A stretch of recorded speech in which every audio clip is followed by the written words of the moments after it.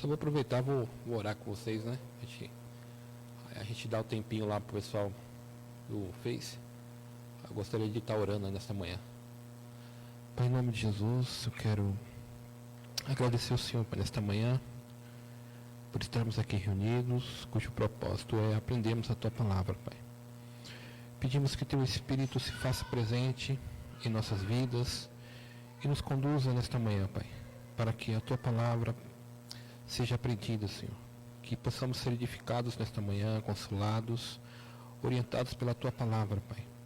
Abençoa cada um que se faz presente neste lugar, aqueles que estarão assistindo, e que o nome do Senhor seja glorificado, Senhor. Que o nome do Senhor seja engrandecido. É o que te pedimos nesta manhã, no nome maravilhoso de Jesus. Amém, Senhor. Então, o que a gente fez, né?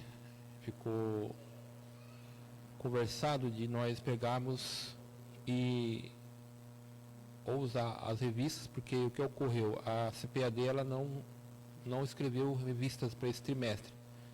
Então, eles pediram para que usasse uma edição especial, só que quando eu liguei lá, tinha um número muito reduzido, eu não sei se teria número para todo mundo, e aí eu sugeri a gente usar 2 revistas. Então, aí eu falei com o pastor Rigonato, ele falou assim, vamos fazer assim, a gente trabalha em cima da apostila do discipulado, e aí a gente trabalha o assunto.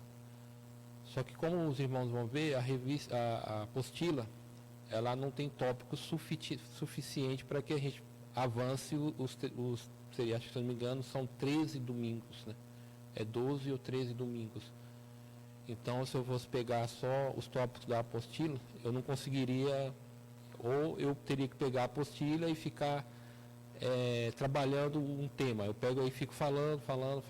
Aí o que eu achei por bem? Eu achei por bem, vocês vão ver nos slides, os slides eles estão muito parecidos com o tópico da revista. Então já é uma didática que os irmãos já estão acostumados. Quando você vai ver que a apostila, ela começa a falar a partir da queda. Então, quando a gente chegar nessa parte, aí eu vou usar muita coisa da apostila. Aí eu vou pegar as coisas da apostila e vou estar colocando na apresentação. Para esses 3 primeiros domingos, o que eu vou usar? Eu vou usar um estudo de um livro, aí a gente vai estar falando agora sobre Deus, vai estar aprendendo sobre Deus, e depois a gente vai falar sobre a Bíblia, a palavra de Deus, a palavra inspirada. Depois a gente vai falar aí sobre anjos, né? E quando a gente começar a falar sobre pecado, aí a gente já começa a falar de queda. Aí a gente já começa a entrar num assunto, aí vocês vão ter já os assuntos. Aí eu vou trabalhar muito com o que já está na revista. Então, se eu começar a falar nos slides, esses primeiros slides não terão nessa apostila. Então, dá para vocês fazerem anotações aí nas apostilas. Uma outra coisa, vocês vão ver que eu não fiz leitura bíblica em classe. E por que eu não fiz isso? Eu tenho um propósito. Eu vou pedir para que cada um dos irmãos, a gente vai trabalhar um tópico aqui que a gente vai falar sobre pressupostos e interpretações. E aí eu vou pedir para que um dos irmãos, no domingo, você vai ler uma passagem bíblica. E é uma passagem bíblica que você gosta, uma passagem bíblica que fala muito, sempre falou muito com você. E aí você vai ler 4 versículos e você frisa aquele versículo que você mais gosta. E aí você dá uma explicação rápida, bem resumida, do que esse versículo, do que essa passagem ela significa para você. E aí essa será a leitura bíblica em classe. Então cada irmão irá apresentar a sua leitura bíblica em classe. Então você vai ler uma parte das Escrituras.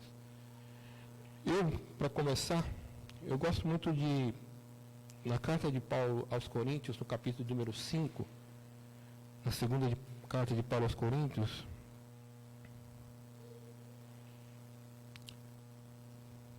eu vou frisar aqui o capítulo 5 da segunda carta de Paulo aos Coríntios, a partir do verso número 14, diz assim: pois o amor de Cristo nos constrange, julgando nós isto, um morreu por todos, logo todos morreram. E ele morreu por todos, para que os que vivem não vivam mais para si mesmo, mas para aquele que por eles morreu e ressuscitou. Assim que nós daqui por diante a ninguém conhecemos segundo a carne. E se antes conhecemos Cristo segundo a carne, já agora não o conhecemos deste modo. E assim, se alguém está em Cristo, é nova criatura, as coisas antigas já passaram e eis que tudo se fez novo. Eu gosto muito dessa passagem, porque eu lembro muito do momento em que eu vim para Cristo. Então, foi uma passagem que sempre me impactou, e aí eu sempre recorro, os irmãos que sempre veem que eu sempre cito, quando estou falando de Novo Nascimento, eu sempre cito essa passagem, que é uma passagem que fala muito comigo, né? Como eu era. Então, toda vez que eu leio o 5 e o versículo 17, eu sempre lembro da minha conversão e eu lembro de quem eu era. Então, é uma parte das Escrituras que fala muito comigo, é uma coisa assim muito devocional. Então, eu sempre olho para essa parte das Escrituras. E aí, na próxima domingo, a gente vai escolher um aí, ou um irmão, ou irmã. Aí, o que você faz? Fica preparado, né? Fica preparado, que pode ser você. Então, você lê 4 versículos, frisa o que você mais se gosta, ou você pode comentar a passagem, e aí então a gente vai estar fazendo desse jeito. Então, aí os irmãos estarão aí participando com a gente. Então, a lição, ela vai falar sobre o Deus vivo e verdadeiro. Está passando aqui? Tá? Então, e aí a gente vai pegar o panorama bíblico. Então, a gente vai falar de tudo que a Bíblia fala. Vai falar de algumas doutrinas das Escrituras. Então, a gente vai trabalhar a base, essa apostila. O que vai servir de pano de fundo é a apostila do pastor Rigonato. E o objetivo geral aí é sabermos interpretar corretamente as Escrituras por meio da revelação de Deus. Então, a gente vai conhecer Deus e como que a gente vai interpretar as Escrituras? A partir daquilo que Deus nos revelou, dele mesmo. E aí a gente vai trabalhar. O textuário tem, tá? Então, o textuário está registrado na primeira carta de Paulo aos Coríntios, no capítulo de número 2 e no versículo de número 11, que nos diz assim: pois quem dentre os homens conhece as coisas do homem, a não ser o espírito do homem, que nele está? Da mesma forma, ninguém conhece as coisas de Deus, a não ser o Espírito de Deus. Primeira carta de Paulo aos Coríntios, capítulo 2, o versículo de número 11. A verdade prática, a gente faz assim: os cristãos também precisam ter fé, pois algumas áreas da revelação de Deus não podem ser totalmente compreendidas por nossa mente finita. Então, todos os irmãos sabem, tem parte das Escrituras que não adianta a lógica, não adianta o estudo, naquele momento tem que pedir para aquele que o escreveu. E a gente vai abordar isso num determinado tópico. Tem coisas que a gente tem que pedir a Deus, tem que pedir a orientação de Deus. E a gente vai ver que Deus, ele já propusera isso, né? Ele deixou isso à nossa disposição. Os tópicos, vai ver que eu vou usar muita linguagem da teologia. E qual que é o meu objetivo quando eu uso termos teológicos? Eu quero popularizar esse termo. Então, o meu objetivo de usar os termos é popularizar ele para a igreja. Então, eu vou pegar termos que nem esse pressuposto, né? Sabe, o que é isso? Isso é uma coisa que não é só na teologia, é na vida. Quando você vai ver uma pessoa conversando sobre a criação, ele vai usar alguns pressupostos. Quando você for falar com alguém, e a gente vai ver daqui a pouco, a gente vai conversar com um ateu, com o agnóstico, ele tem um pressuposto. E a gente vai ver o que é esse pressuposto. Então a gente vai ver o pressuposto básico, os pressupostos interpretativos, os pressupostos pessoais. E aí no tópico 2 a gente entra no conhecimento e a revelação de Deus, a possibilidade de conhecer a Deus, as características e os meios da revelação geral, as perfeições e os nomes de Deus. Perfeições aqui, as características e categoria das perfeições de Deus. Aqui foi por frescura mesmo. Eu podia ter colocado atributos, mas foi só para provocar mesmo. Então, perfeições, eu lendo o autor, eu concordei com ele. Quando a gente fala dos atributos de Deus, que são as suas qualidades, eu vejo que se a gente falasse, por exemplo, o amor é um atributo, uma qualidade perfeita, né, de Deus. E só nele ela vai encontrar um caráter de perfeição. Né? A gente vai ver que o amor de Deus ele é derramado, mas em nós ele não é absoluto, ele é relativo. Né? A gente não consegue ter o amor ainda que é derramado de uma forma plena na nossa vida. Nós conseguimos ou conseguiremos experimentar esse amor numa determinada quantidade e situação. A gente pode experimentar, mas nunca será da mesma maneira com a qual Deus ele é. Né? Então a gente vai ver isso aí. A introdução. Então nesse trimestre nós estudaremos o panorama das doutrinas bíblicas. Então a gente vai ver muito sobre o que a Bíblia fala, por exemplo, sobre Deus, sobre a própria Bíblia, sobre anjos. E a gente vai pegar termos, esses assuntos que são uma teologia sistemática, a gente vai trazer para uma linguagem bem popular, né? E para a gente poder se aperfeiçoar mais. E aí os irmãos por exemplo, os irmãos que querem se batizar, aí vai ser um discipulado de 3 meses aí, dá para daqui depois de 3 meses, pastor Márcio, colocar todo mundo da água lá, então vai ficar aí expert aí em doutrinas bíblicas.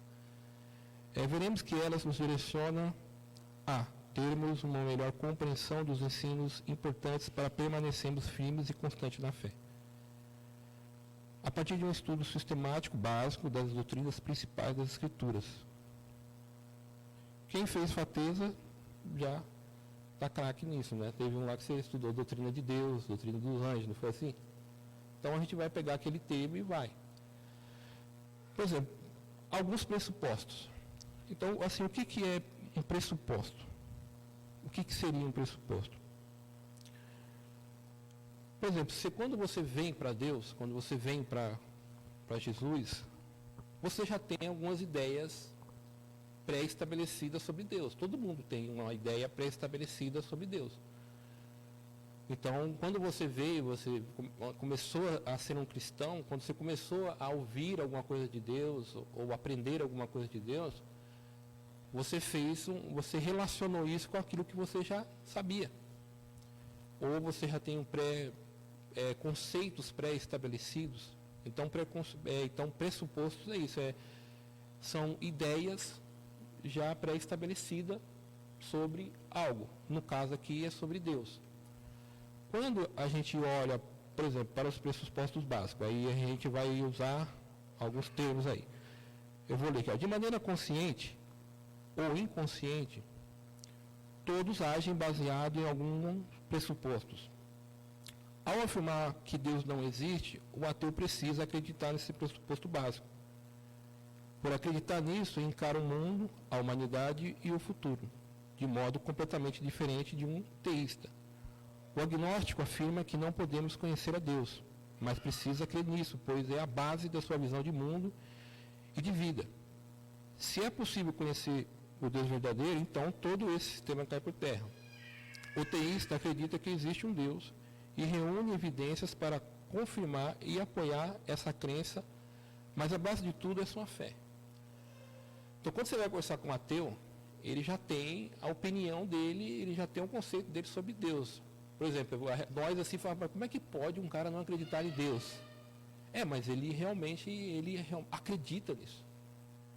E ao acreditar nisso, então quando ele acredita que Deus não existe, aí toda a forma de ele ver o mundo vai mudar. Um ateu, ele não acredita que Deus existe. Então, ele é, por definição, uma pessoa materialista. Então, ele vai viver o hoje e o agora.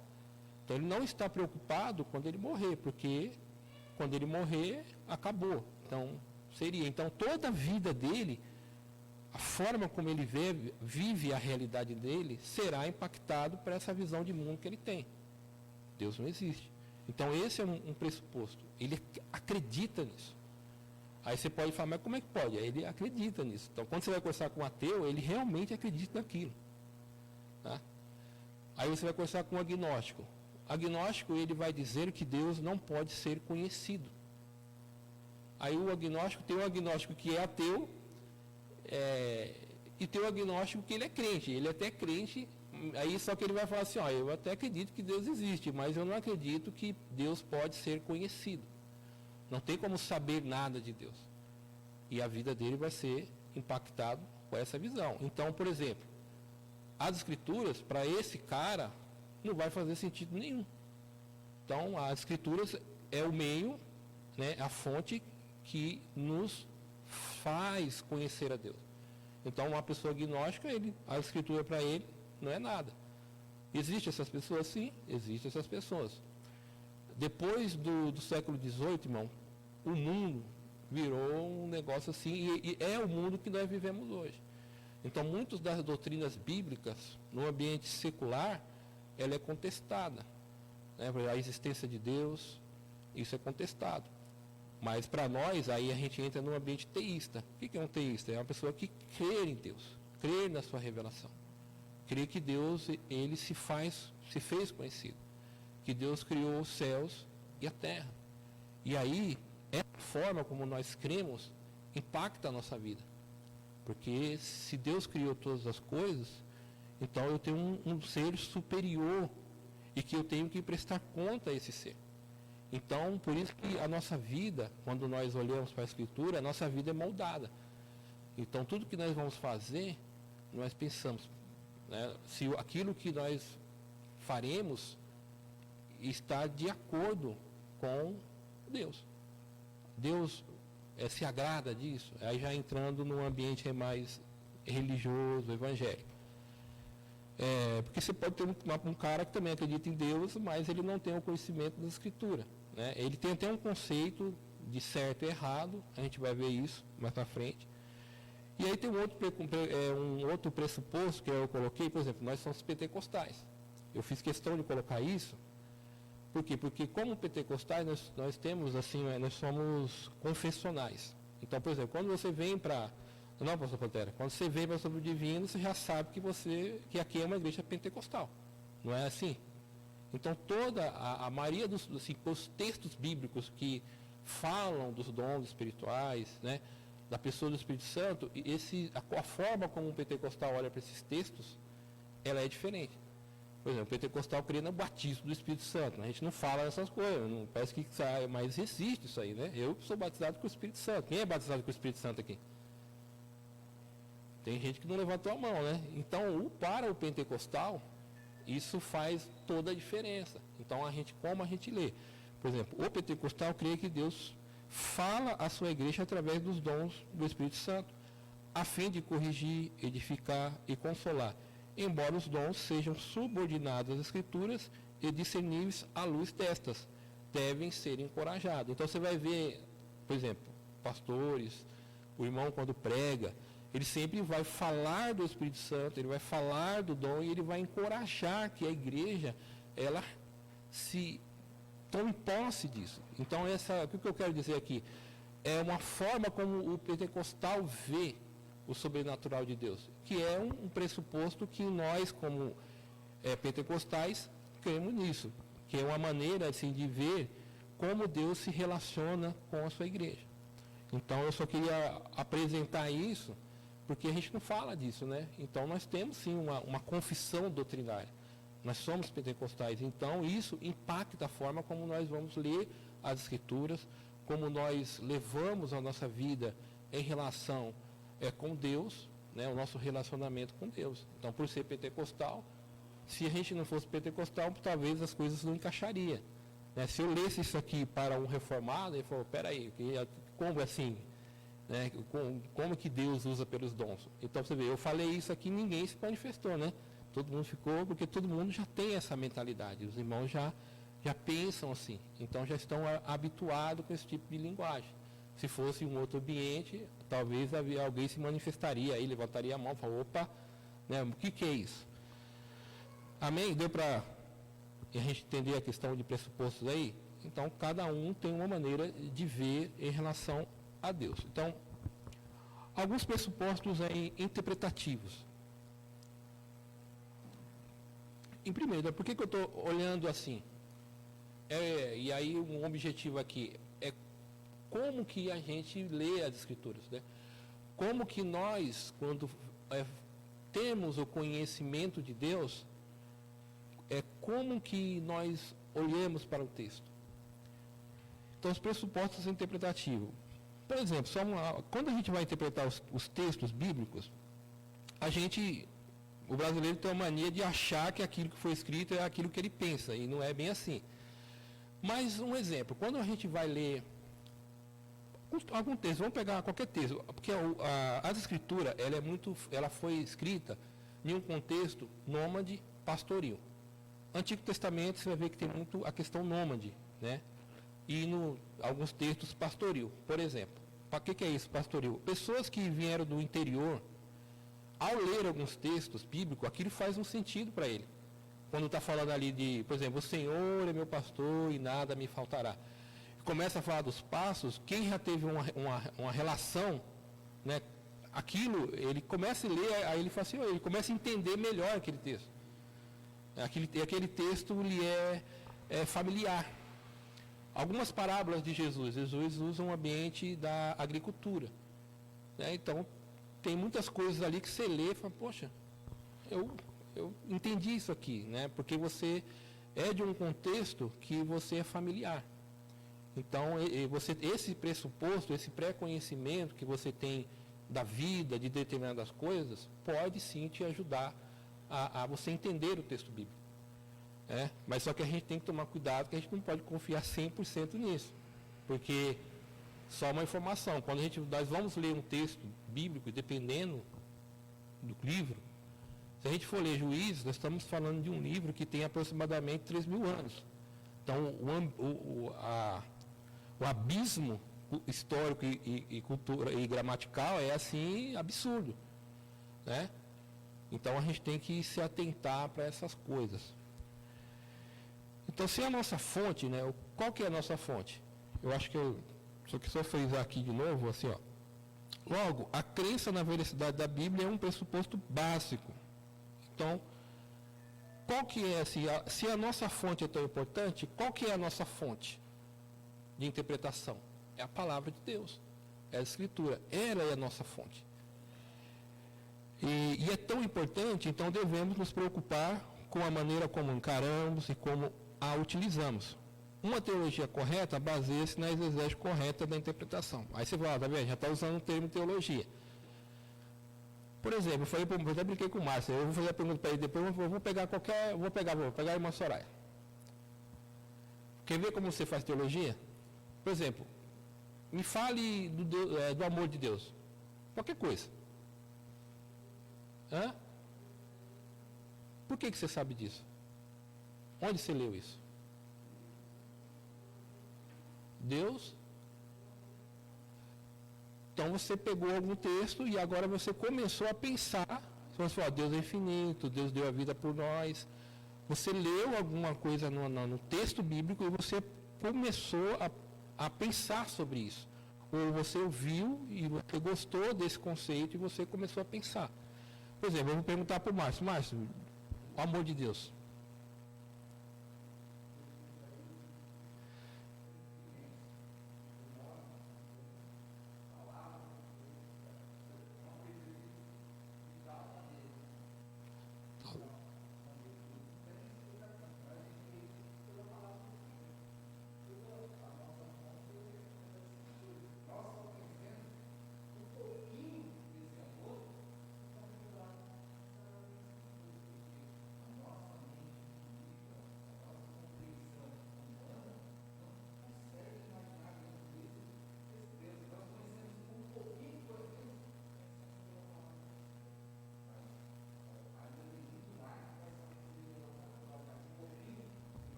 Então, você já vê que o Márcio já foi mais assim elaborado, né? Claro, ele é pastor, ele está acostumado com os textos, já leu. Então você vê que a informação da interpretação que ele tem é maior, mas não muda em nada do que o irmão falou. Em síntese, a mesma coisa. Então, essa informação que você tem, né? Esse eu estou evitando falar essa palavra, conceitos pré-estabelecidos, eu estou evitando falar preconceito. Então, conceitos pré-estabelecidos sobre o texto, isso te ajuda. Então, isso é fazer teologia. Então, todo mundo aqui é teólogo. Porque quando você diz assim, ó, Deus é amor, e você vai explicar, você já está fazendo teologia. Porque você está explicando um atributo de Deus, dentro daquilo que você leu nas Escrituras, do que você entendeu, daquilo que você aprendeu. Então, você já está fazendo teologia. Então, a gente pode dizer que todos são teólogos aqui. Aí, para a gente fugir desse negócio que achar que teólogo é o pastor, é aquele que estudou. Não. Qualquer irmão que lê as Escrituras e que tem uma informação sobre qualquer coisa das Escrituras, né? A gente falou aqui de um atributo, poderia ser de uma parte histórica, ele já está fazendo teologia, ele está pensando a partir das Escrituras. Tá? Então, por exemplo, a gente fala aqui da uma teologia correta e baseada na exegese correta. Então, o que é exegese, né? Esse nome aí bonito. Então, exegese é que a gente entraria no campo da hermenêutica. A hermenêutica é a arte de interpretar. Então, quando você olha para o texto bíblico, você vai interpretá-lo. Né? Quando a gente vai falar de hermenêutica, eu até peguei um conceito, a hermenêutica é a ciência, tanto bíblica quanto secular, que se ocupa dos métodos e técnicas da interpretação. É basicamente o estudo da compreensão de textos. Então, a hermenêutica é isso, não é só a Bíblia. Todo texto que você vai ler, você precisa fazer hermenêutica, você precisa interpretá-lo o texto. O que o texto está dizendo?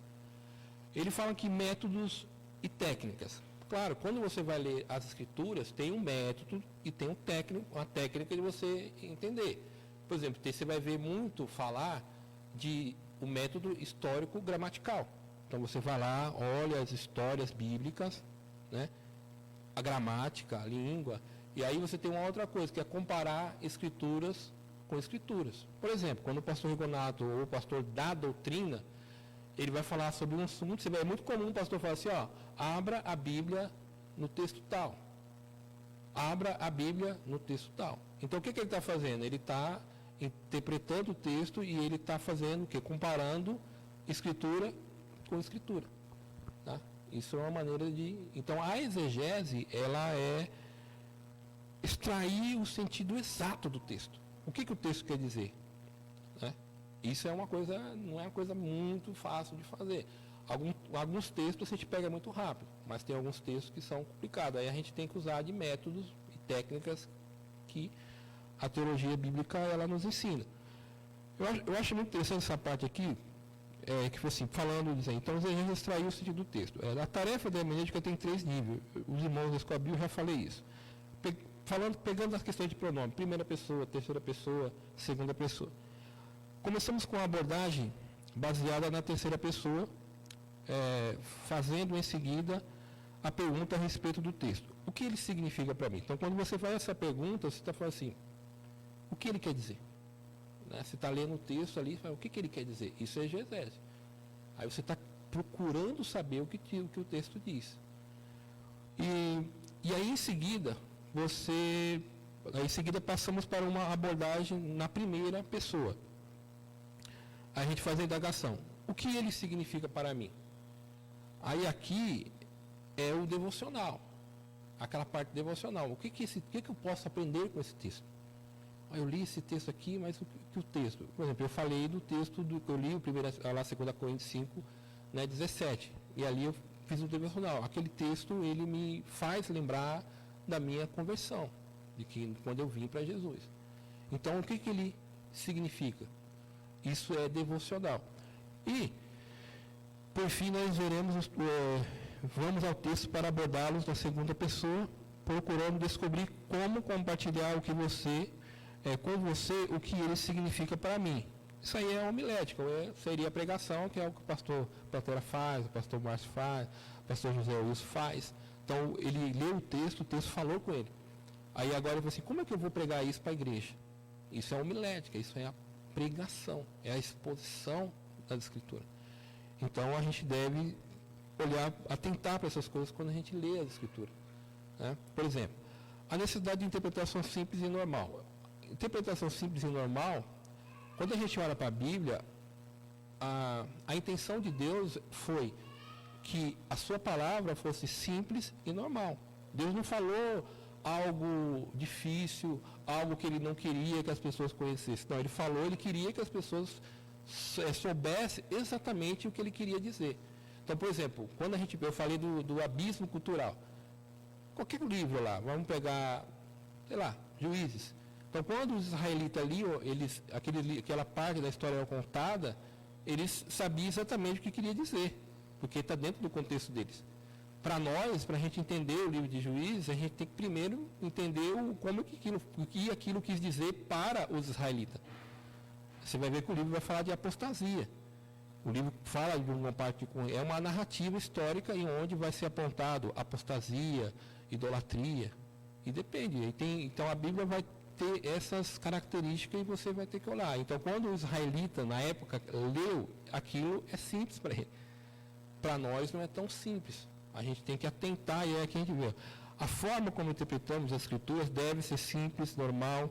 A Bíblia interpreta a si mesma, mas como leitores que respeitamos os textos sagrados, temos como responsabilidade atentarmos para as figuras de linguagem, estilos literários e tipos, sempre lembrando que Deus se comunica de maneira normal, simples e literal. Quando a gente vai ler o texto bíblico, você tem que respeitar o estilo literário, a figura de linguagem. Por exemplo, você vai ler Salmos. Qual é o estilo literário de Salmos? É poesia. Então não adianta você querer ler o Salmo, pode ter Salmo histórico, mas no geral ele é poesia. Né? E aí você tem que, é um livro poético. Tem livros que são históricos, é narrativa. Aí você tem que ver. Tem figuras de linguagem. Por exemplo, o Senhor Jesus, lá quando ele fala em Mateus capítulo 7, né, no versículo 24, ele fala assim, quando ele vai fazer a conclusão do seu ensino, aquele homem que ouve as suas palavras e pratica, ele fala assim, e eu vou compará-lo a um homem que construiu, o que ele está fazendo? Ele está fazendo uma símile. O que é isso, né? Ele está fazendo uma comparação. Ele está pegando uma coisa e comparando com outra. Ele está pegando o homem que constrói. Aí você fala, não, mas Jesus está mandando eu construir uma casa na rocha? Não, não é isso que ele está falando. Ele está falando de todo o trabalho, de toda a preocupação, de toda a prudência que aquele homem teve, de a sua casa estar bem estruturada. Ele vai falar assim, está vendo? O homem que faz isso é a mesma coisa que um homem que ouve as minhas palavras e a pratica. As parábolas, é semelhante e tal, é uma figura de linguagem. Jesus está pegando algo que era comum da vida cotidiana das pessoas, e ele vai fazer uma aplicação de uma verdade espiritual, de um ensino, e assim vai. Então, quando a gente vai ler, a gente tem que atentar para essas coisas. Tem muitos textos que já está lá na epígrafe do texto, né? Parábola. Então, é uma parábola. Por exemplo, se você for ler lá a história do rico e Lázaro, não é uma parábola. Né? Jesus conta coisas ali que depois a gente vai vendo, ele fala do inferno, o inferno é real. Então, você vai ler as partes doutrinárias, as cartas de Paulo, a maioria delas tem teor doutrinário, são ensinos. Então muda a forma como a gente vai olhar. Toda a Escritura é inspirada por Deus e útil, e o Novo Testamento é a nossa fonte de doutrina, por isso recebe prioridade. O Antigo Testamento teve sua revelação parcial e serviu de preparação, enquanto o Novo Testamento é completo, podendo ser considerado o ápice da revelação. Aí você vai falar, mas peraí, o Antigo Testamento não tem importância? Não, ele tem importância sim, ele é inspirado, é a revelação de Deus. Mas se você tivesse só o Antigo Testamento hoje, o que você saberia sobre Jesus? O que você saberia sobre o Espírito Santo? O que nós saberíamos sobre os dons? Né? Nós somos pentecostais? Qual é a informação que a gente tem nos dons? Se você for para o Antigo Testamento, não fala dos dons como é revelado. O Novo Testamento ele é o ápice da revelação. Por exemplo, uns missionários, quando vão traduzir a Bíblia, para povos, por onde eles vão? Pelo Novo Testamento, porque é menor, e porque a base doutrinária de ensino está no Novo Testamento. A base doutrinária, numa perspectiva cristã, está no Novo Testamento. Então, eles traduzem para o Novo Testamento, que vai ser a ferramenta bem melhor para a igreja. Então, quando você vai num contexto missionário, você vai ver que lá tem os gráficos que vai falar da tradução da Bíblia. Você vai ver lá porções, Novo Testamento. Você vai ver que a maioria esmagadora dos povos que recebem a porção da palavra, recebe o Novo Testamento. Por quê? Porque o Novo Testamento, ele é o ápice da revelação, né? Quando a gente vai para o Novo Testamento. Deixa eu correr aqui, senão eu não saio do primeiro tópico, né? Eu acho que eu escrevi demais. Então, os pressupostos pessoais. Aqui eu só vou ler, aí as informações ficam aí, está gravado no Facebook, depois os irmãos quiserem pegar as referências e ler lá, está lá. Também podemos estabelecer alguns pressupostos a respeito do estudante de teologia. Então, eu já disse que você é um teólogo, eu já disse que você é um estudante de teologia. E quais são eles? Ele deve crer, né? Então, quando você vai ler, ele tem que crer do que você está, né? Então, uma pessoa ímpia pode ler e estudar a teologia ou a Bíblia, mas somente um cristão tem uma perspectiva sobre a verdade de Deus, que nenhum incrédulo é capaz. As questões mais profundas em relação a Deus são ensinadas pelo Espírito Santo, algo que o incrédulo não possui. Então, está em 1 Coríntios lá, né? O Espírito Santo, ele habita em nós e é ele que vai nos ajudar. Então, como cristão, nós já temos essa pessoa que nos ajuda. Então, você deve crer. E quem vai te ajudar a crer? O Espírito Santo. Você já tem, vamos dizer assim, uma capacidade espiritual dada por Deus para poder ler as Escrituras, tá? E ele deve pensar. Então, o cristão sempre deve pensar teologicamente, tá? E isso envolve raciocinar de maneira exegética para entender o seu significado preciso. Foi aquilo que eu disse anteriormente. Então, toda vez que você vai ler a Escritura, mas o que isso quer dizer? Né? O que isso quer me ensinar? Aí você começa a pensar sobre aquilo. Então, a gente deve pensar. O outro, a gente deve depender. Somente o intelecto não forma um teólogo. Então, se acreditarmos na realidade do ensino do Espírito Santo, então, certamente, esse deve ser um elemento considerado no estudo teológico. Então, eu devo depender de quem? Do Espírito Santo. Em João capítulo 16, Jesus vai dizer, o Espírito Santo veio para quê? Ele veio para completar a revelação que precisava no mundo do Novo Testamento, e o Espírito Santo nos ajuda. Tá? Então, a gente deve ter uma dependência de quem? Do Espírito Santo, que é o editor, vamos dizer assim, da Bíblia. É o que inspira a palavra de Deus. Tá? Então, a gente deve crer, a gente deve pensar e a gente deve depender. E ele deve adorar. O estudante de teologia não é um mero exercício acadêmico, não é aquela coisa lá, o que quer dizer isso, não sei o quê. Não. Embora muitos pensem assim, é uma experiência que muda, convence, expande, desafia e, por fim, leva a uma grande reverência a Deus. Então, quando eu começo a pensar, a estudar, então isso deve me levar a adorar a Deus. Então, as Escrituras, o conhecimento da Escritura, a interpretação, ela deve me levar a adorar esse Deus. Este é o propósito, tá? É adorar, né? Isso é maravilhoso quando você começa a ler as Escrituras, você vai aprendendo, e às vezes você chora sozinho, às vezes você ri sozinho, né? O que aquele texto está falando com você. Você está aprendendo, e aí o que a gente faz? A gente glorifica a Deus. Deus, graças eu te dou por isso que o Senhor tem me dado, né? Essa revelação maravilhosa, tá?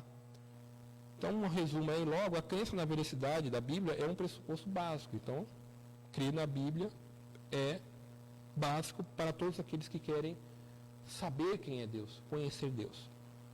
O conhecimento e revelação de Deus. Aqui eu vou ter que dar uma corrida. Sem dúvida alguma, o conhecimento de Deus é algo desejável.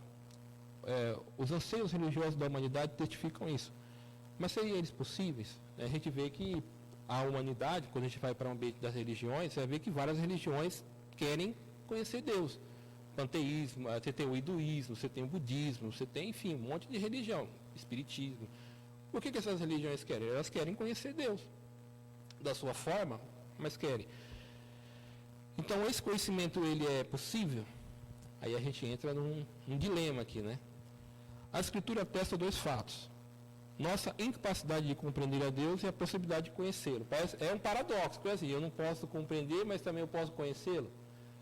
O que isso quer dizer? Estou falando de a gente não pode conhecer Deus no termo, usando uma palavra, na forma absoluta. Nós nunca conseguiremos fazer tal façanha. Porque é simples, porque um dia que nós fazemos isso, irmão, o que nós somos? Um dia que eu conhecer Deus na plenitude, o que eu sou? No dia que eu conhecer Deus, um dia que um ser humano conhecer Deus na plenitude, o que ele é? Ele é Deus. Não é? Então, por isso que nunca, jamais nós iremos conhecer Deus na plenitude. Porque nós somos o quê? Criaturas. Tá? Ao afirmar que ele é cognoscível, ou seja, equivale a dizer que ele pode ser conhecido. Então, essas duas verdades estão presentes na Escritura. Nossa incapacidade de conhecê-lo pode ser vista em Jó, capítulo 11, versículo de número 7. Acho que dá para ler aqui. Jó 11. Será que você pode desvendar os mistérios de Deus ou descobrir a perfeição do Todo-Poderoso? Vou ler de novo. Jó 11, capítulo 11, versículo 7. Será que você pode desvendar os mistérios de Deus ou descobrir a perfeição do Todo-Poderoso? O que é isso aqui? Uma pergunta retórica. O que você diz aqui? Qual é a sua resposta? Qual é a sua resposta a essa pergunta? Não. Então ela é uma pergunta retórica. Ela está falando assim, ó, não. Não tem como conhecer.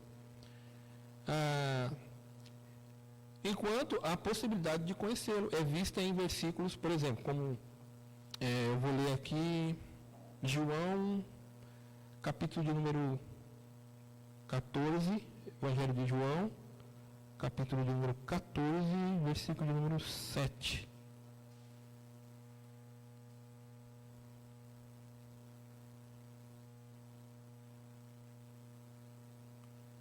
O mundo não pode ver mais a mim.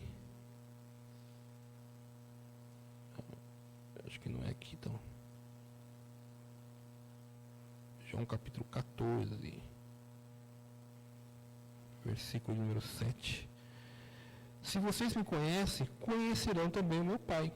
E desde agora, vocês o conhecem e têm visto. É aquela famosa pergunta do Felipe, né? Mas me mostra o Pai. Ó, Felipe, quem vem a mim, vê o Pai. Então, a gente pode não conhecer Deus lá, a pergunta de Jó, não tem como conhecer Deus de uma forma perfeita, na plenitude, mas eu posso conhecer Deus por meio da revelação, que é o Senhor Jesus. E até que vai ser aqui quando a gente falar sobre as características do conhecimento de Deus. O conhecimento de Deus pode ser caracterizado em relação à sua fonte, sua progressão e o seu propósito. Então, o que é isso? Como que eu posso conhecer a Deus? O próprio Deus é a fonte do conhecimento que temos dele. Então, tudo que nós precisamos conhecer, quem é a fonte? É o próprio Deus. Ele é a fonte. Toda a verdade é a verdade de Deus. Apenas a verdade absoluta provém de Deus. Pois desde que o pecado entrou no curso da história, o homem criou aquilo que se chama muitas vezes, chamou aquilo que se chama de verdade, mas que de fato não é. A mente humana, mesmo que muitas vezes tenha um alcance impressionante, está obscurecida e possui limitações. As experiências humanas, e até mesmo as religiosas, carecem da credibilidade como fonte do verdadeiro conhecimento de Deus, a menos que esteja de acordo com a palavra de Deus. Certamente o conhecimento da verdadeira religião deve vir por parte de Deus. Então, como eu falei, uma pessoa pode ter um conhecimento de Deus baseado no conhecimento. A gente vai ver isso em muitas religiões. Mas é um conhecimento falho. Até nós mesmos, como cristão, a gente não vai ter... Por exemplo, eu posso ser questionado nessa manhã. Você falou alguma coisa ali, você pode ter uma informação melhor que a minha, você pode ter um conhecimento sobre o assunto, você falou um negócio ali, então a gente pode ser questionado, porque a nossa verdade acerca daquilo que nós falamos, ela não é absoluta.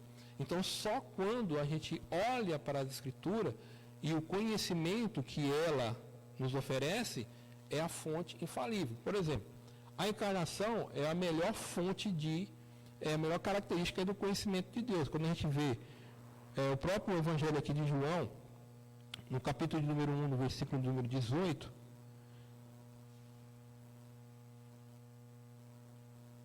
ninguém jamais viu a Deus, o Deus unigênito. O que está junto do Pai é quem o revelou. A encarnação é assim, é o ápice do conhecimento de Deus. Então eu quero conhecer a Deus, para quem eu recorro, irmão? É para Jesus. Então, a partir da revelação de Jesus é que onde nós temos o conhecimento. Quem vai falar, quem vai revelar os mistérios, quem vai revelar os ensinamentos, quem vai apontar para o Pai, quem é? É Jesus. Então, todo o conhecimento a gente já vai para a encarnação, a própria pessoa do Senhor Jesus. Tá? É a fonte máxima, vamos dizer assim, do conhecimento de Deus, a encarnação. O Deus que se fez aí conhecido.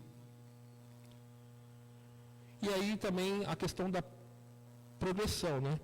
O conhecimento de Deus e de sua obra foi revelado progressivamente através da história e provém a prova mais óbvia disso é obtida na comparação da teologia judaica incompleta com a revelação mais completa da teologia cristã. É aquilo que a gente fala do Antigo Testamento e do Novo Testamento. Se você olha para o que o Antigo Testamento fala de Deus, ela é incompleta. No Novo Testamento é que lança a luz e ela é completa. Por exemplo, sem a teologia cristã, sem o Novo Testamento, a gente não teria informação melhor sobre a Trindade. A gente não teríamos informação completa sobre Jesus, sobre o Espírito Santo. E o que a gente aprende com isso? Que a revelação, o conhecimento de Deus, ele é progressivo. Por exemplo, imagina Deus dizendo lá para os judeus, lá para os israelitas, que ele é um Deus triuno. Imagina a confusão que ia dar. E eles viviam num ambiente politeístas, panteísta. Aí vai, Deus, aí pronto, dá problema. Então esse tipo de revelação não fazia sentido no Antigo Testamento. Mas o Novo vai fazer toda a diferença. Porque nós vemos o Senhor Jesus falando dele, nós vemos ele falando do Pai, falando do Espírito. Então, quando a gente fala da doutrina da Trindade, ela nos é mais assim percebível, ela faz sentido na teologia cristã. Tá? E assim, qual que é o propósito do conhecimento? É fazer uma pessoa... Aqui eu não vou ler, por causa das passagens são muito e eu preciso correr, mas eu deixo aí, os irmãos, depois você dá uma olhadinha lá no Facebook, você bate foto, depois se você quiser ver, eu te dou aqui. Pode fazer.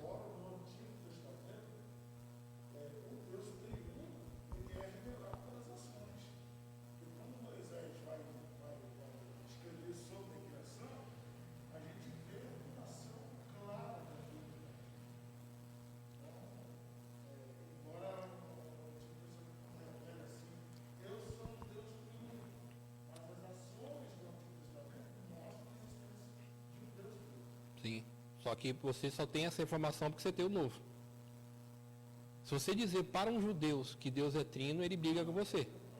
Que é a teologia judaica. Você vai arrumar briga com um judeu. Por exemplo, você tem os judeus aí unicistas, né? Os cristãos unicistas que vai pegar a teologia judaica. Eu peguei uma vez aí, desisti, já bloqueei ele, não dá, né? Então, aí não vai ficar brigando por causa disso, porque a forma como ele pensa, a pessoa de Deus, ele vai pegar no Antigo Testamento. E a gente vai falar sobre isso quando a gente entrar nos nomes de Deus. Então, fazer com que as pessoas possuam a vida eterna, João capítulo de número 17, em 1 Timóteo 2,4, né? Estimular o crescimento cristão, 2 de Pedro 3,18, com o conhecimento doutrinário, né? Evangelho de João 7,17, Efésios capítulo 1, verso 18, e um estilo de vida com discernimento, né? 2 de Pedro 1,5.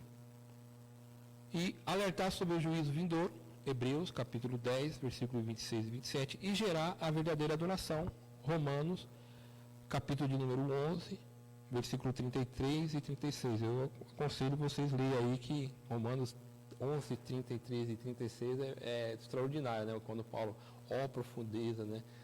Ele começa a falar de Deus assim, e ele vai falar de uma forma poética, é um hino de louvor a Deus, e não tem nem como não adorar a Deus. As características e o meio da revelação. Historicamente, as duas maneiras por meio das quais Deus tomou a iniciativa em revelar a si mesmo foram chamados de revelação geral e de revelação especial. A revelação geral, a gente vai ver quando a gente começar, é especial quando a gente aprender lá sobre a Bíblia, a palavra de Deus inspirada, aí ali é a revelação especial. As características da revelação geral. A revelação geral é exatamente o que indica geral. Ela é geral em sua abrangência, ou seja, afeta todas as pessoas, né? Deus faz chover tanto para o ímpio quanto para aquele que acredita nele. Então, ela afeta todas as pessoas. Paulo vai dizer isso lá também em Atos 14, 17, né? Que a ação de Deus, ela afeta ambos, tá? E ela é uma característica que revela a Deus, o conhecimento de Deus. Ou seja, a revelação de Deus aí.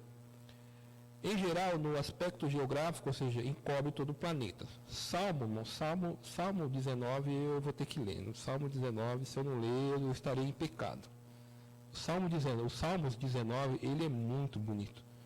Então, os irmãos, fica como tarefa aí, ler os Salmos 19. O Salmos 19, ele é muito bonito, a forma como ele descreve. Então, Salmos 19, no versículo 2, olha a forma como é escrita, é muito bonita, como ele descreve a revelação de Deus.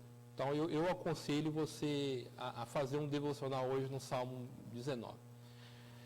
Um dia discursa o outro dia, e uma noite revela o conhecimento a outra noite. Ele está falando o quê? Da criação. Então, como a criação ela se estabelece, ela revela o quê? Ela revela Deus. Né? E ela é geral em sua metodologia, ou seja, utiliza meios universais como o calor do sol. Olha que interessante aí, versículo 4 e versículo 6. No entanto, por toda a terra se faz ouvir a sua voz, e as suas palavras chegam até os confins do mundo. Aí pôs uma tenda para o sol, que é como um noivo, que sai dos seus aposentos e se alegra como um herói.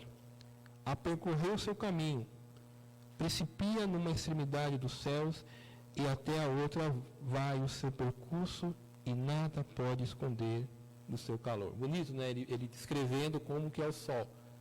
Ele fala, ele nasce, ele vai indo. E quem não é impactado pelo calor do sol?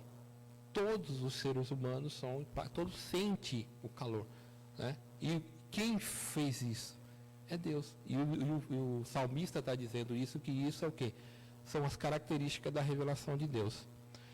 E a consciência humana, acho que dá para ler aí rapidinho, Romanos capítulo de número 2, que são características aí universais da revelação de Deus. Então, Romanos capítulo 2, versículo de número 14 e versículo 15. Quando, pois, os gentios que não têm a lei fazem por natureza o que a lei ordena, ele se torna a lei para si mesmos, embora não tenha lei. Estes mostram a obra da lei gravada no seu coração, o que é confirmado pela consciência dele, pelos seus pensamentos conflitantes, que às vezes os acusam e às vezes o defendem. Então, isso aqui é uma característica da revelação de Deus universal. O calor do sol, todo mundo sente, e a relação, o conceito de certo ou errado. Todo ser humano terá um conceito de certo e errado. Lembrando que conceito de certo e errado, quando a gente vai para a questão antropológica, cultural, por exemplo, né, nós temos o hábito de dar a mão toda vez que a gente se encontra. Se você fazer isso com um norueguês, você vai ter problema. Vai falar, poxa, de novo você está apertando a mão? Você apertou minha mão ontem?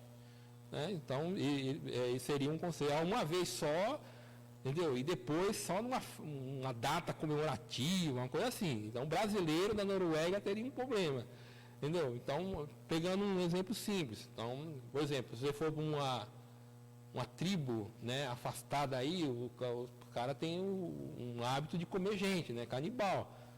Para eles esse conceito é certo, na escritura, mas então culturalmente tem problema. Mas até mesmo nas culturas mais isoladas, eles vão ter um conceito de certo e errado.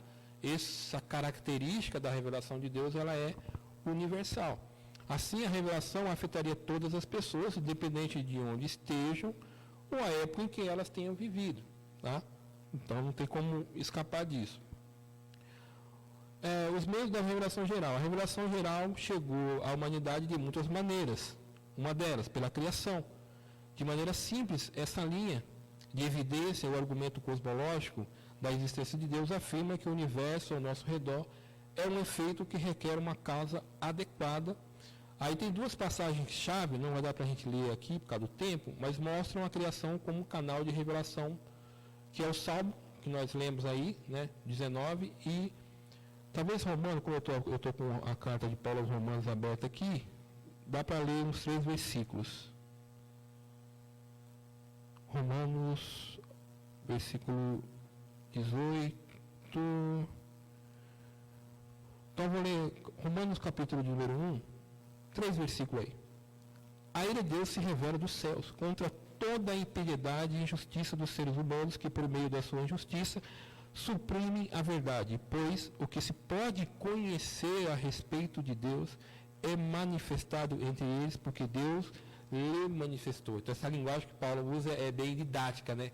Deus lhe manifestou. A criação, ela serve como a revelação do conhecimento, a revelação geral. Ele está falando, a criação. Ele vai até dizer aqui que a criação serve como um meio que o homem olha para ele e diz assim, ó, eu estou errado.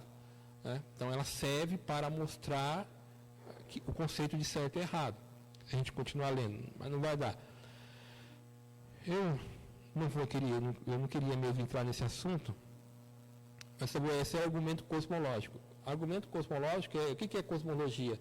Cosmologia está falando da criação do universo.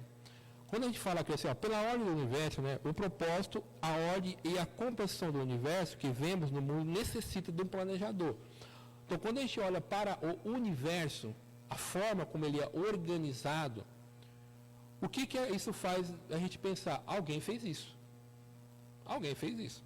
Como é que pode o Sol, o nosso sistema solar, tudo certinho, lá, se a Terra fosse alguns quilômetros, né, próximo do Sol, ou distante do Sol, nós teríamos problema.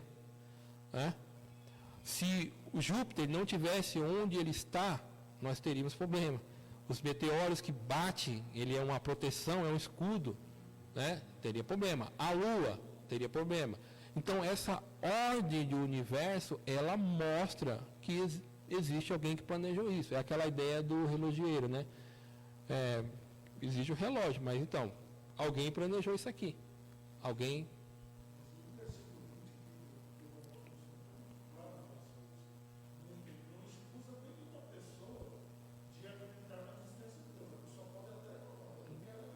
Ele pode deturbar. É aqui Paulo vai falar em Romanos, a partir até o versículo 32. Ele olhou para a criação serve para quê? Olha, alguém fez isso. Então ele deveria, eu quero conhecer esse Deus que criou tudo isso. Mas aí ele fala o que o ser humano faz por causa da sua mente corrompida. Ele deturba a criação. Então ele vai adorar a criatura, aí seja o réptil, né, os animais, aí em vez do Criador. Que é aquela coisa da mentalidade corrompida, caída. Mas é exatamente isso aí que Paulo trabalha em Romanos capítulo 1 aí. Tá?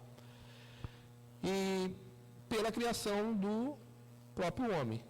Eu ia me aprofundar mais nessa questão do universo, mas deixa para uma outra ocasião. Né? Pela criação do homem. Como pode o homem ser um ser moral, inteligente e vivo? E ser explicado a parte de um Deus moral, inteligente e vivo. Então o homem, ele é o quê? Ele é moral, ele é inteligente e ele é vivo. O homem tem um conceito de certo e errado, o homem tem a capacidade de aprender, né? E o homem é um ser vivo. E quando você olha para essas características, quem tem essas características? O próprio Deus. Quando a gente vai olhar para a revelação, né? Então, se eu tenho essa composição, alguém que me fez, também tem. É aquela coisa que o homem feito à imagem e semelhança de Deus. Tá? Então a gente vai ver isso com mais assim, profundidade quando a gente entrar na revelação especial, que é a palavra de Deus, que aí a gente já entra no nosso ambiente. Aqui é só a revelação geral, todos têm essa informação. E aí a gente vai ver, acho que dá para ler Atos 17, essa questão aí do homem, né, como característica da revelação. Atos 17, no versículo 28 e o versículo 29.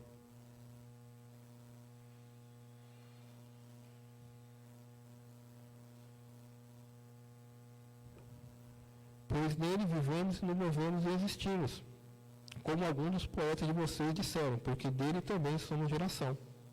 Portanto, visto que somos geração de Deus, não devemos pensar que a divindade é semelhante ao ouro, à prata ou à pedra, trabalhado por arte e imaginação do homem.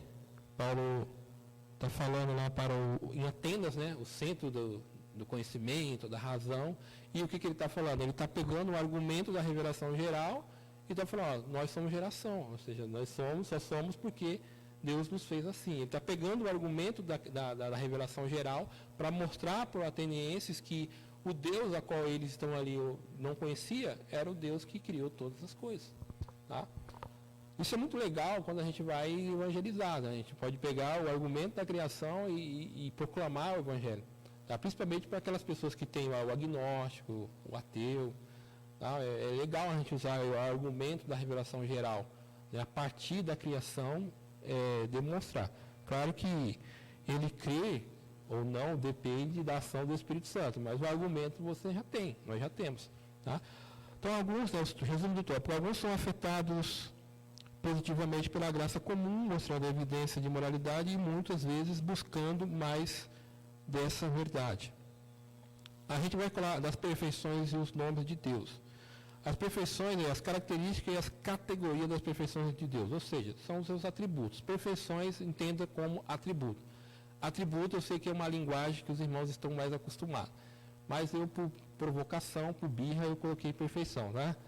Então, como foi eu que escrevi, eu tenho a prerrogativa, né, de colocar. Brincadeira, né? Mas a gente colocou até para dar uma outra informação, né? Eu acho que esse conceito é mais apropriado, né? Quando a gente fala as perfeições de Deus. E a gente, por exemplo, nesse livro aqui, eu poderia falar de 14, mas a gente só vai falar de 2, por causa do tempo. Tá? Deus pode ser conhecido? A gente viu que sim, né? Através da revelação geral e pelo conhecimento que ele faz de si mesmo. Agora, nesse tópico, trataremos de outro ponto. Deus pode ser definido? Aí, é legal quando a gente começa a ler a Bíblia e começa a olhar para essas coisas, né, irmão? A gente vai vendo que a gente é desse tamanhozinho e Deus é aquela música, Deus é de um grande, né? Sem uma definição consiste de uma palavra ou frase que expressa a natureza essencial de uma pessoa ou coisa, então Deus não pode ser definido, pois não existe uma palavra ou frase que expresse a essência de sua natureza. Tá? Então, Deus é isso. A gente nunca vai conseguir fazer isso.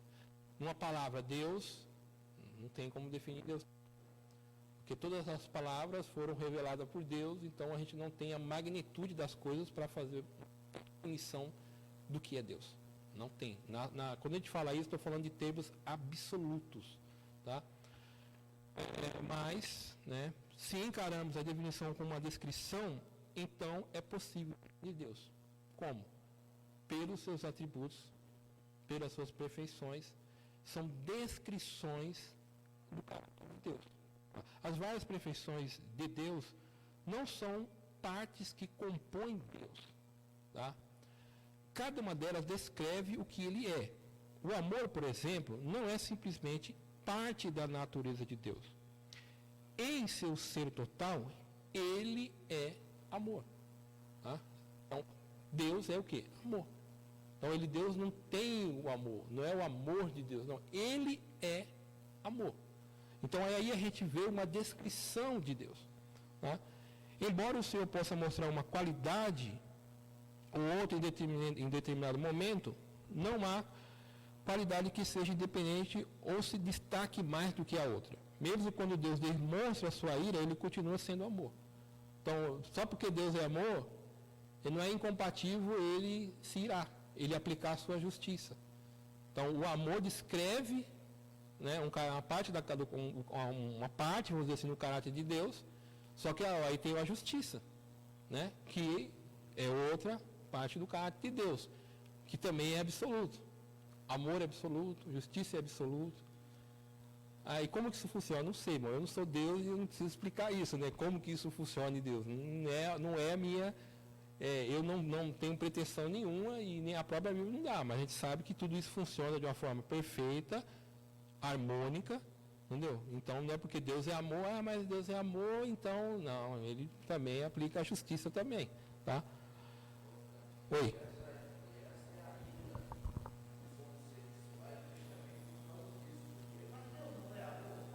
Exato, vai pegar um atributo de Deus e aí ele vai interpretar dentro de uma linha aquela coisa, aí ele tem esse pressuposto, ele pensa, ele imagina Deus de uma forma, só que aí a pergunta, qual é a base, né? De onde ele tirou esse conceito? E ao ponto, né, de que eles fizeram? Eles foram lá e alteraram o texto bíblico, né? Fizeram uma interpretação inadequada do texto para poder se encaixar nessa narrativa aí. É a Bíblia da inclusão. As perfeições de Deus são conhecidas por nós por intermédio da revelação. O homem não as atribui a Deus. É o Senhor quem as revela ao homem. Então, mesmo quando a gente vai olhar sobre os atributos e as perfeições de Deus, quem revela? Ele mesmo. A gente pode até dar nome, mas a gente só dá o nome porque Deus revelou isso. Se ele não tivesse revelado, a gente não teria o conhecimento.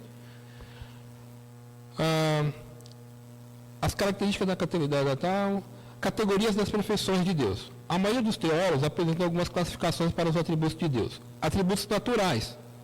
Por exemplo, a eternidade, a infinitude, são naturais e são absolutos. Que já entrando na outra parte de baixo, né? Atributos absolutos, que também seria a eternidade e também a infinitude. Morais, justiça e santidade, tá? Nos atributos aí naturais. Deus tem justiça e também Deus é santo. São atributos naturais. Atributos absolutos, eternidade, infinitude e relativos. É a questão da onipotência. Deus é onipotente, não é? Aí a pergunta você faz, ele pode todas as coisas? Aí quando você vai ver, Deus ele pode colocar uma autoimposição nele. Mas quem faz isso? Deus pode. Por exemplo, Deus poderia salvar todas as pessoas do Antigo Testamento? Sim, ele não é todo poderoso, mas ele escolheu não o fazer. Por exemplo, Tiago em Atos 12, lá ele não morre. Deus poderia evitar ele da morte, mas Deus decidiu não poupar Tiago. Deus não decidiu não poupar o Senhor Jesus.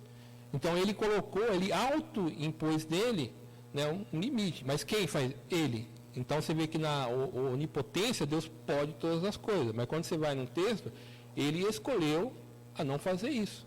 Então a gente vê que aí a onipotência, claro, isso aqui a gente está falando, a gente vai ver isso na revelação, Deus se autoimpôs. Um exemplo clássico, Nínive, mandou destruir, era para destruir Nínive. O povo se arrependeu, Deus fez o quê? Não vai ser destruído agora. Ele salva aquela geração. Depois lá em Naum a gente vai ver que Nínive vai ser destruída. Mas naquele momento Deus poderia falar assim, eu vou destruir, mas ele falou, não vou fazer agora. Então...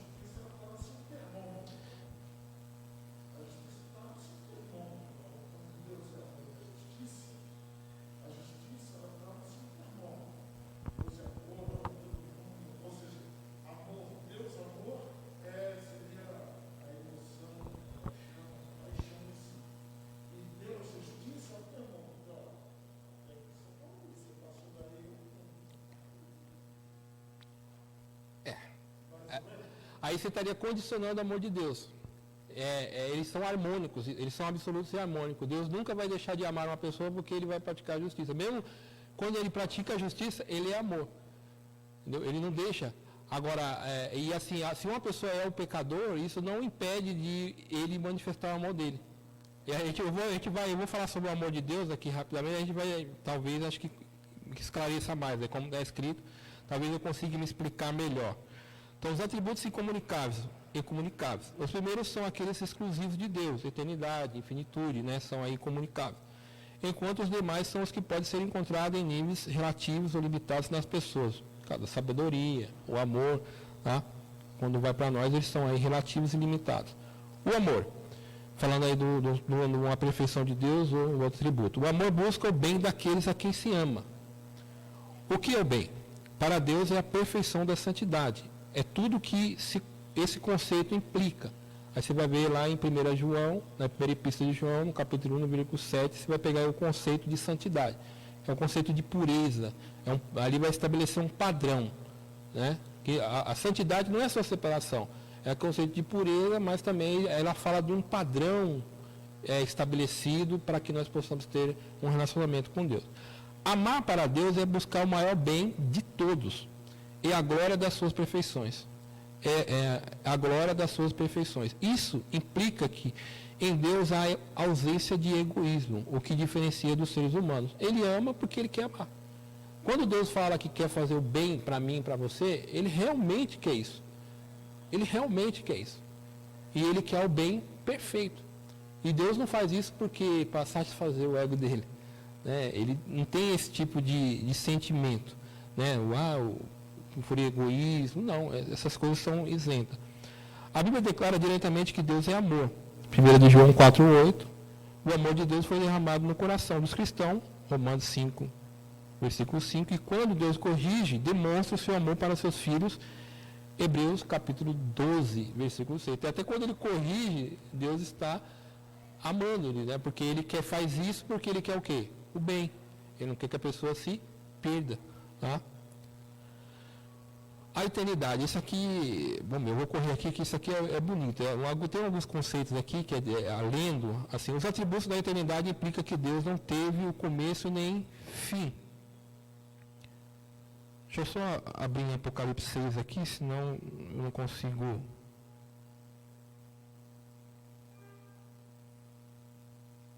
Está aberto aqui. Não tem começo nem fim. Quando a gente fala os atributos de Deus, eterno. O que isso é? Não teve começo nem fim. Sua existência é eterna. Então, não tem começo nem fim. Aí o Bekoff, eu achei interessante essa definição dele. Define a eternidade como as perfeições de Deus pela qual ele é elevado acima de todos os limites temporais e de toda a sucessão de momentos e tem a totalidade de sua existência no único presente invisível. O que é isso, né? Aqui, aí ele pega a eternidade e vai trabalhar no conceito de tempo, na temporalidade. Por exemplo, tem uma irmã que está com um nenenzinho ali. Quando eu olho para o ser humano, qual a fase que ela está, aquela criança? Na infância. Quando ela chegar a 12 anos, ela entra na adolescência. Quando ela chegar para 25 anos, ela está ali na juventude, né? Quando chega 30 anos, maturidade, depois ela está ali mais velhice. Aí você tem etapas divisíveis. Você olha para o homem, né? Você está olhando para mim agora, momento, agora eu estou na maturidade. Daqui a alguns anos, já está velho, já está idoso. Então são partes. Quando você olha para Deus, é sempre presente. Aí eu tenho que pegar emprestado outro conceito de imutável. Deus nunca vai mudar. Então Deus, o tempo pode passar, ele sempre é a mesma coisa. Você nunca vai ver um Deus jovem, um Deus criança, um Deus jovem, um Deus idoso. Não, Deus é sempre Deus em qualquer parte da eternidade. Ele não vai mudar a sua essência. Sempre será Deus. Então, quando você olha, né, para a totalidade da sua existência, vai sempre ver um presente indivisível. Sempre é eu. Qualquer lugar é sempre presente. Nunca, não vai ter esse conceito de passado e futuro. Um Deus não vai ter. Tá? Aí tem uma outra coisa aqui, com relação a Deus, com sua sucessão de eventos, qual a relação de Deus com a sua sucessão de eventos? Isso aqui também é legal. Ele é eterno, portanto, vê o passado e o futuro tão claramente quanto o presente. Além disso, deve vê-los como uma parte integrante de uma sucessão de eventos históricos. Apesar disso, de maneira alguma está preso a essa sucessão. Uma ilustração dessa verdade é encontrada na cena celestial de Apocalipse, capítulo número 6, versículo 9 e 11, em que o Senhor responde à questão dos mártires sobre quanto tempo se passaria até que fossem vingados, dizendo-lhe para esperar até que certos eventos ocorressem na terra. Acho que é 6:9, né? Eu vou ler assim. Quando o cordeiro quebrou o quinto selo, viu debaixo do altar almas daqueles que tinham sido mortos por causa da palavra de Deus e por causa do testemunho que deram.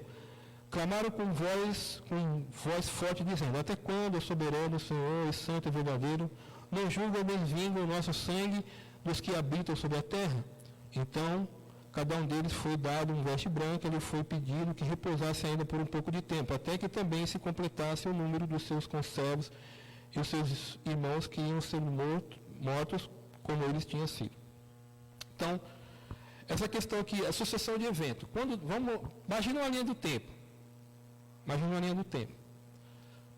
Toda vez que Deus olha para o tempo, toda vez que Deus olha para a história, vou dar um exemplo. Vamos fazer uma analogia aqui. Vamos ver que Deus fala assim: eu gostaria de ver Adão. Quando ele olha para a história, ele está vendo Adão, aquele fato acontecendo. Quando ele olha, um fato histórico da Bíblia lá, Davi, quando ele olha, aquilo é presente para ele. É sempre presente. Então ele sempre vai ver a história presente. Qualquer parte da história que ele vai ver, aquele evento está ocorrendo. Então Deus não precisa falar assim: eu vou dar uma olhada aqui nas minhas fotos aqui para lembrar de Adão. Não, aquilo é como aquilo estivesse ocorrendo para Deus. Esse fato, sempre Deus vai olhar passado e futuro como presente. Né? Quando fala lá da mulher lá, quando a gente faz a pergunta lá do homem que casou lá e teve várias mulheres, ele falou assim, ele fala assim que Deus é Deus Jesus responde que Deus, ele fala assim, Abraão, né, Isaac e Jacó. Então o que ele está querendo é que Deus é Deus de vivos. Então quando Deus olha para Abraão, Deus nunca vai ver Abraão morto, ele sempre vai ver Abraão vivo. E aí o que acontece? Apesar disso, de maneira não estar preso dessa sucessão, o que ele faz? Aqui no capítulo Apocalipse 6, Deus tem tudo isso aqui, né? Aí fizeram uma pergunta: até quando vai deixar assim? Aí Deus vai lá na história, e quando a gente olha para esse evento aqui, é o quê? É escatológico. Então, olha, Deus já revelou em Apocalipse, ele fala assim, ele pega uma parte e fala assim, isso que você está pedindo só vai acontecer quando isso aconteceu, quando eu beber o copo d'água, um exemplo. Então ele vai lá, pega uma parte da história e fala para aqueles que estão orando. Então, tá vendo? Quando isso acontecer, aí eu vou fazer o que você está pedindo. Ele vê a linearidade, mas ele consegue ir lá na história, pegar uma parte da história e descrevê-la. Isso é a eternidade de Deus. Então, quando a gente olha para isso, né, eu fico assim maravilhado, quando a gente olha para esse Deus que a eternidade é uma das perfeições. Então, Deus sempre vê as coisas na sua perfeição. Então, e o que isso assim demonstra para nós, quando a gente olha para isso? Uma ramificação confortadora da eternidade de Deus é que Ele nunca deixou, nem deixará de existir. Assim sendo, o seu controle sustentador é providencial em todas as coisas, evento está assegurado. Ou seja, Deus tem o controle de tudo, irmão. Tudo. Tudo que está acontecendo agora, Ele tem o controle. Tudo Ele tem o controle. Se tudo está acontecendo no mundo agora, é porque Ele permitiu que ocorresse. E Deus já tem a solução para todos os momentos da história. Está na mão dele. Porque a eternidade, assim, quando a gente fala de eternidade quando o tempo, Deus é antemporal. Imagina o tempo, Deus está fora do tempo. Então Deus vê as coisas acontecendo. E Ele tem o controle de toda a história. E não, Ele pode controlar um evento da história. Aqui, quando a gente lê Apocalipse, Ele está controlando um evento, tem um evento futuro que eu e você não sabemos, mas ele já tem o controle do evento que revelou em Apocalipse. Ele já tem o controle de tudo isso. Ele já sabe o que vai acontecer, quando vai acontecer. E quando a gente serve um Deus desse, a gente tem o quê? Segurança. É isso que a eternidade de Deus nos mostra. A segurança num Deus que controla todas as coisas. Amém? Não vai, aqui os nomes de Deus, né? Conhecer muitos nomes de Deus. Os muitos nomes de Deus na Escritura apresentam uma revelação adicional do seu caráter. Não são meros títulos dados pelas pessoas, mas em sua grande maioria descrição que ele fez de si mesmo, sendo assim o aspecto do seu caráter. Um nome muito conhecido, que foi até o que o pastor Pantera citou, é Elohim, ou Elohim, é usado no sentido geral da divindade. A gente vai ver isso lá em Gênesis 1:1. Significado, no caso do Deus verdadeiro, porque esse nome também pode ser usado para o Deus falso, que ele é o forte, o líder poderoso, a divindade suprema, é um plural majestático. E aqui eu tenho um problema. Demonstra a grandeza e supremacia ilimitada de Deus. Aquilo que o irmão falou lá quando pega, eu não vejo a trindade ali. Ainda que o nome Elohim esteja no plural. Eu vejo como um conceito assim, um plural majestático, porque está descrevendo a criação. Tá? Então ele está mostrando Deus poderoso criando. Então, e aí eu vou seguir a maioria dos hebraístas aí. Porque lendo no hebraico, quando você vai ler o contexto de Gênesis, Elohim ali é um plural majestático. Mas tem gente que defende a trindade no nome Elohim. Tá? Eu, particularmente, não defendo. Tá? Demonstra a grandeza, a supremacia ilimitada de Deus. Em relação à sua soberania, Elohim é usado para descrever o Senhor como Deus de toda a terra. Nomes compostos, El Shaddai, El é Deus, mas quando ele é composto, e El também ele é usado de uma forma genérica para outros, Baal, né? Deus Baal, mas quando vai para Deus, ele toma uma importância maior. El Shaddai, Deus Todo-Poderoso. Logo, esse nome de Deus o caracteriza como o Todo-Poderoso, assentado sobre uma montanha. Então, essa é a ideia. Qual era o israelita lá quando via esse nome? Ele olhava para uma montanha e aí ele tinha o conceito. Olha, isso é o conceito, que a montanha ela impõe, né, respeito. Aí Deus Todo-Poderoso. Esse é o nome pelo qual Deus representou os patriarcas para confortá-los e confirmar sua aliança. Por exemplo, Abraão com Jacó e Elohim, Deus Altíssimo, força, a soberania, a supremacia de Deus. Foi usada pela primeira vez por Melquisedeque, né, quando ele encontra lá com Abraão e quando ele o abençoa. El Roi, que é o Deus que vê. H lá, né, quando ela está naquela situação, ela usa esse termo, né, o Deus que vê, Gênesis 16:3. O nome sagrado é Yahvé, ou tetragrama, né, YHWH, que quando a gente vai traduzir, a gente traduz como Adonai, tá? Não se pronuncia esse nome. Esse nome aparentemente deriva da raiz Avá, que significa existir. A revelação do nome em sua totalidade vem por intermédio de Moisés na sarça ardente, quando Deus identificou-se a ele como: eu sou o que sou. Né, Deus, e qual que é? Não vou trabalhar na questão, vou falar aqui. A ideia principal era que Deus estava presente no meio do povo. Aí você tem esse nome composto: Yahvé Jirei, o Senhor proverá; Yahvé Shalom, Yahvé Ra, o Senhor é meu pastor. Mas na Bíblia, quando você vai ler a sua Bíblia, está assim, ó, o Senhor proverá, está em caixa alta, todas as letras estão em maiúscula. Quando aparece em maiúscula, é o nome sagrado de Deus, tá? O Senhor, ó Senhor nosso, quão magnífico em toda a terra é o teu nome. Outro salmo aqui que eu indicaria para ler aí, ele começa dessa forma e ele vai terminar dessa forma, que é o Salmos de número 8, do versículo de 1 até o versículo de número 9. Amém, irmãos? Espero ter ajudado os irmãos aí nessa primeira parte aí. Até me estendi demais, né? Mas acho que Ninguém vai morrer por causa de 10 minutos, né? Ou de 15 minutos. Então, na próxima lição a gente vai falar sobre a Bíblia, a inspiração da Bíblia. Vamos falar sobre a inerrância. A Bíblia tem erro? A Bíblia pode falhar? A gente vai ver essas coisas e a gente vai usar muito textos bíblicos para isso. Tá? Então, que Deus possa abençoar cada um. Quero o pastor José quer orar aqui por nós aqui, em nome de Jesus.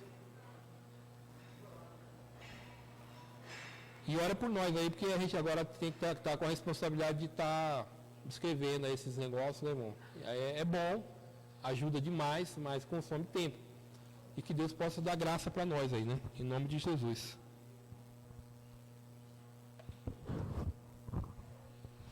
Pai do Senhor, meus amados. Amém? Que Deus continue abençoando a vida do nosso reverendo Cavalcante. Amém? Eu tenho certeza do seguinte, vai valer a pena, irmãos.